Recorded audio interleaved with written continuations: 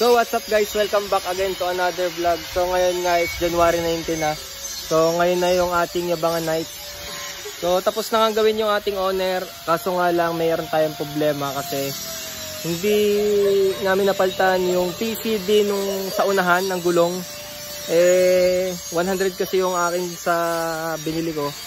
114 rin nakakabit doon. So ang gagawin nga natin ito.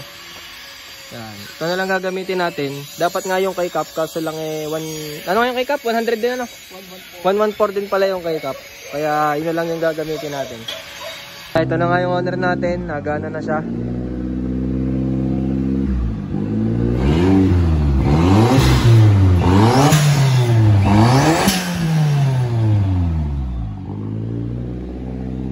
So, ito lalagyan pa pala to bago tayo umalis.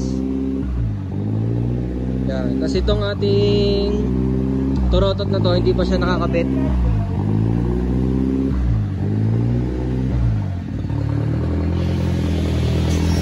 Ito ngayon kakabit muna natin pansamantala itong ating Atara Raiden Hero na gulong.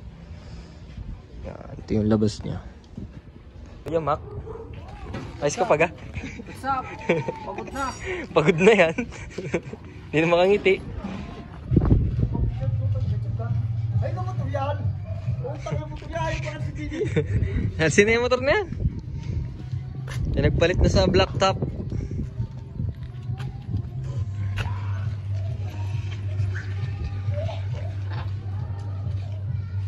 So babawasan nga ni Kuya Joel yung ating spring kasi masyado mataas yung unahan. Bale, isang loop lang yung babawas. Yan, testingin mo na ni Kuya Joel.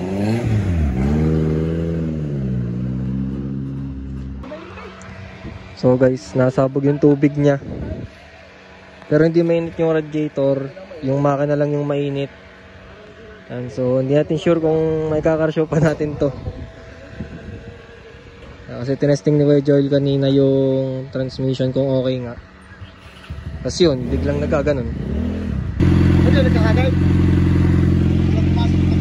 Ayun, sinuway nyo. Ha? Kasi, isa, para sunod eh.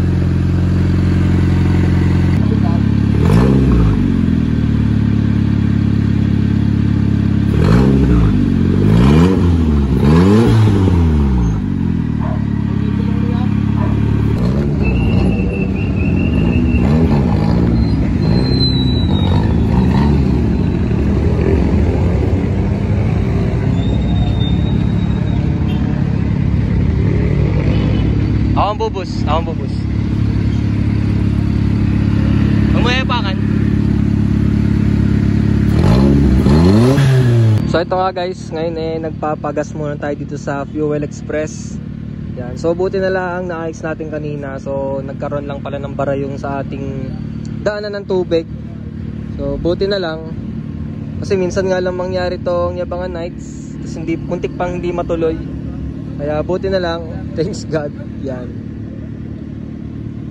So kung nagtataka kayo, nakaturbo nga ako tapos meron akong torotot. Ito kasi guys, ito ay papasok ng ating turbo. Kumbaga parang para mas makahigop ng ayos yung turbo natin, kaya naglagay kami ng ganan. Tapos yung intercooler nga dyan sa unahan nakalagay. Tapos ngayon nga, kaya nga si Kuya Chito ang pinagdadrive ko. Kasi sobrang tigas ng clutch. Hindi pa naayos ni Kuya Joel, kaya siya muna kasi baka mamaya kisigin ako. So pag malapit na lang sa car show, saka ako lilipat. Yan, dito na nga namin kinarga yung mga gamit para hindi na kami papabalik-balik. Let's go. Yan, Chito. Bigyan mo na isang bus. Okay, isang bus.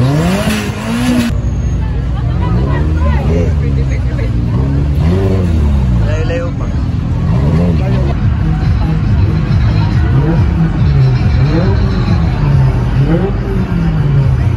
So guys, dito na nga tayo napupesto at doon ko nga nilagay ang ating sticker. Yan, pati yung mga trophy nung dati nating pinag-carshowan, dinala ko na rin para dagdag forma dito sa ano. Tapos ito yung isa, yung ating 4AG na red top. I-rep mo! Okay.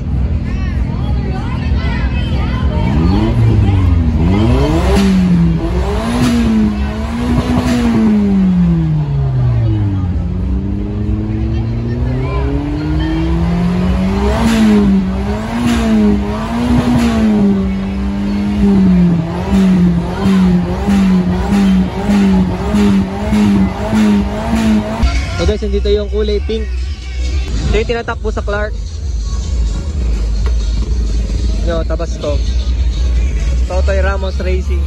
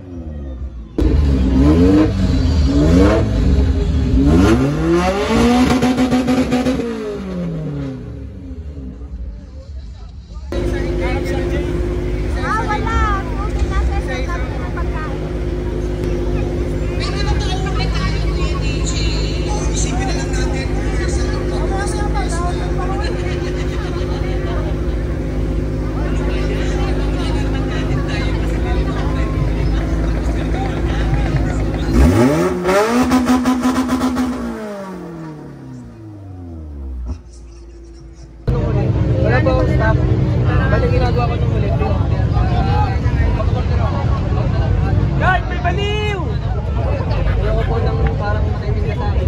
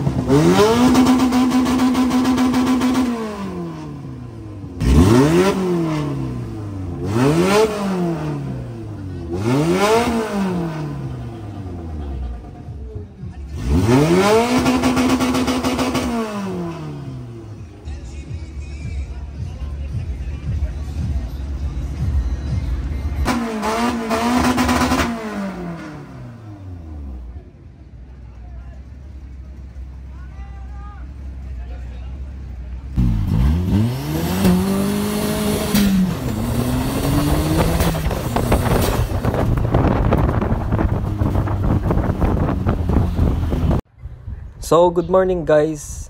Yan nga, dito na si V-Turbo natin. So, 3 AM na nga kami natapos kahapon at dumiretso na ako dito sa bahay. At ito nga yung mga napalalunan natin kahapon, champion lahat. Best Engine Modification Extreme Champion, Best OTJ Extreme Champion, Best Prototype Ride Champion, Best Extreme Ride Modified Champion, at Best Drag Car Champion. Yan lang naman yung mga napalalunan natin kahapon at hindi ko na nga napapinturahan to. Yan o, kita nyo ba? Stock is good. Yan, puro dumi pa. Hindi pa nga to nabubuli ng ayos. Yan, kita nyo naman. Pero nanalo pa rin tayo. Yan o, ito nga yung sa roll cage natin. Puro butas pa. Mga kotse pa rin naman yung kalaban natin doon, hindi lang kaming dalawang owner. Yan nga oh guys, ito nyo, may gas-gas pa. So saka na lang natin siya ipapabuli ulit kapag dumating na yung magbubuli natin. Yan oh, kita nyo naman. Hindi pa siya buling-buli ng ayos, pero champion pa din tayo. Hindi pa nga rin nakakonect yung ram air natin, wala pa tayong nabibili na Samco hose para dyan sa ating carbon fiber na ram air. So, bawi na lang tayo sa susunod pang mga car show. So guys, maraming salamat sa pagsuporta. So, thank you for watching. Don't forget to like, comment, share, and subscribe. Pag the hood, tingnan mo naman laman ng makina. Sobrang linis, tas ang kinis, makinang pa sa mata. Pag the hood, tingnan mo naman laman ng makina. Sobrang linis, tas ang kinis, makinang pa sa mata. Pag may sumubo ka, habulin, makipag-iwanan. Dapat di ka pumapayag, nagangdyan ka na lang. Ito dumogi, isa gadawin mo ang daan. 100% dapat wag mag-aalangan.